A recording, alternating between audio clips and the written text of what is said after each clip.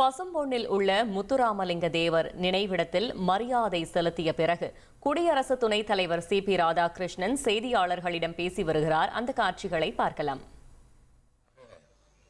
நான் அவருடைய நினைவை மனதிலே கொண்டு அவருடைய திருக்கோயிலுக்கு வந்து அஞ்சலி செலுத்துவதை தொடர்ச்சியாக செய்து வருகிறேன். இந்த ஆண்டு பாரத தேசத்தினுடைய துணை குடியரசுத் தலைவராக பொறுப்பேற்றுக் கொள்கின்ற வாய்ப்பு கிடைத்த பின்பு தமிழகத்தின் முதல் வருகையில் அவருக்கு அஞ்சலி செலுத்துகின்ற நிகழ்வும் இருக்க வேண்டும் என்கின்ற உணர்வோடு வந்திருக்கிறோம். ஐயா அவருடைய புகழ் இந்த புவி இருக்கிற வரை நீடித்திருக்கும்.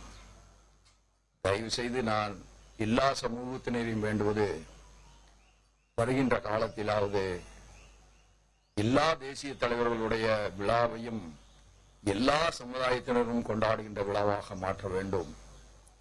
ஒரு ஜாதியிலே தான் ஒரு மனிதன் பிறக்க முடியும். ஜாதியை மாற்றிக்கொள்கின்ற வல்லமை யாருக்கும் இல்லை. ஆனால் எல்லா சமூகத்தினரும் ஒன்றிணைந்து ஒற்றுமையாய் இந்த தமிழ் மண்ணினுடைய வளர்ச்சிக்கும் பாரத தேசத்தினுடைய வளர்ச்சிக்கும் பங்காற்றிட முடியும்.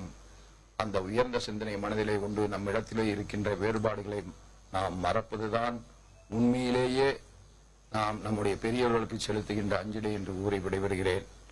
வாழ்க தமிழ் மக்கள். அவருடைய அன்பிற்கும் அவர்களுடைய பாசத்திற்கும் என்னுடைய நன்றியை காணிக்கையாக்கி விடைபெறுகிறேன். நன்றி, வணக்கம். இந்த 25 ஆண்டு காலமாக